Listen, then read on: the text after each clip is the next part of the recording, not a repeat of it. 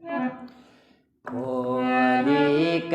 गणेश वर दे, ओ देवा मोरिका नारायण वर दे, ओ होलिका गणेश वर दे, ओ देवा। The Indian devotees had an intricate communication system that allowed them at least 30% of the time to trace Maharajji and know of his whereabouts within a day of his arrival in any town or village.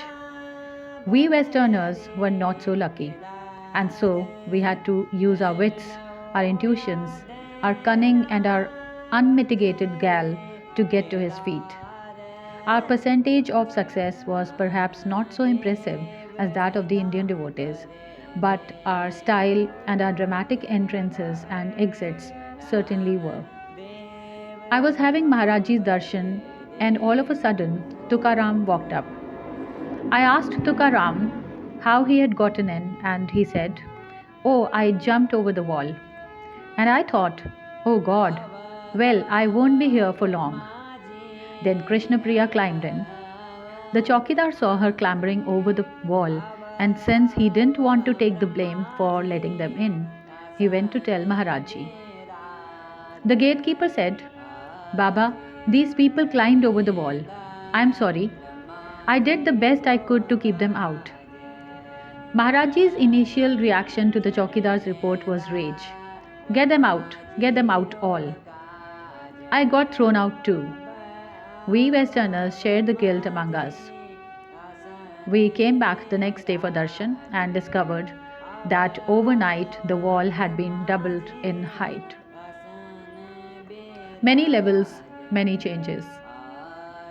When you finally arrived at the right place at the right time and were told, "Yes, he is here," and found yourself seated before him, what was it like? Even the tongues and hands of the gods and goddesses of speech, music, and poetry could not do justice to those occasions. So, how could I? Like the blind men with the elephant, each devotee met a different Maharajji. When Maharajji came out, you never knew what to expect. He could do the same thing a week in a row until you would think, well, he will come out at 8. Then he might not come out all day, or he might just go into another room and close the door and be in there for 2 days. You had to learn to expect the unexpected. One day he came out and all he said all day long was "Thul thul nan nan," repeating these words to himself like a mantra. Days went days went by like this, and somebody finally said, "Maharajji, what are you saying?" And it turned out to be an old Bihari dialect, and all it meant was too big, too big, too little, too little. When he was finally asked why he was saying this, he said, "Oh, all you people, you all live in Thul Thul Nan Nan. You live in the world of judgment. It's always too big or too little."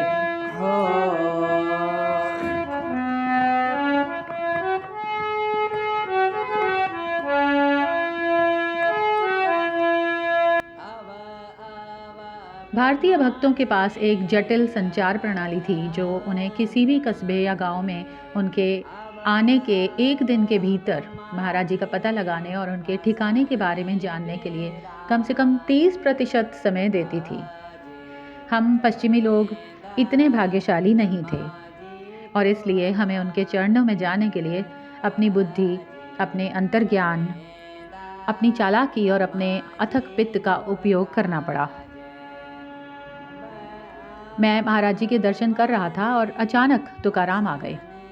मैंने तुकाराम से पूछा कि वे अंदर कैसे आए और उन्होंने कहा, "ओह, मैं दीवार के ऊपर से कूद कर आया।"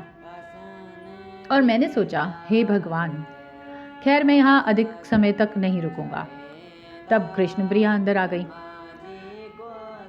चौकीदार ने उन्हें दीवार पर चढ़ते हुए देखा और चूंकि वे अपने ऊपर दोष नहीं लेना चाहता था, इसलिए वह महाराज जी को बताने गया।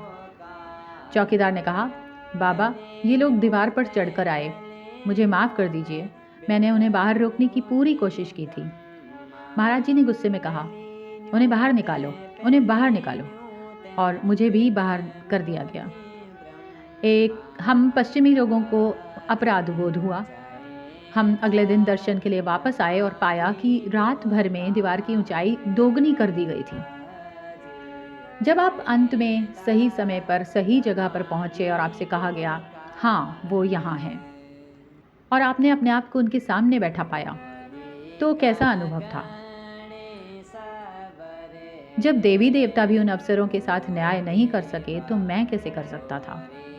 हाथी के साथ अंधे लोगों की तरह प्रत्येक भक्त एक अलग ही महाराज जी से मिला।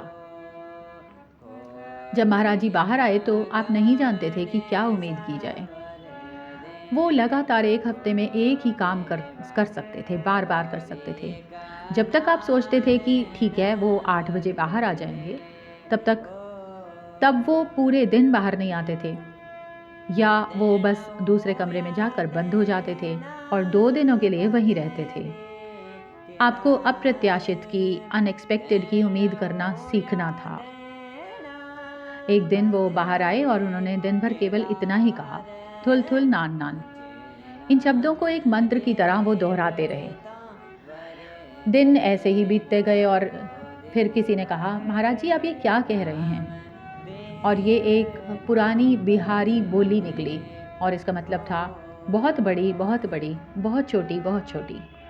जब उनसे अंत में पूछा गया कि वो ऐसा क्यों कह रहे हैं, तो उन्होंने कहा, ओह आप सभी लोग, आप सभी थुल थुल नान नान में रहते हैं, आप न्याय की दुनिया में रहते हैं। ये हमेशा बहुत बड़ा या बहुत छोटा होता है। आसन बिराज आज चैंदा ब्रह्मा जी को काज। पहले न्योते वेद मुखी ब्रह्मा आज चैंदा ब्रह्मा जी को काज।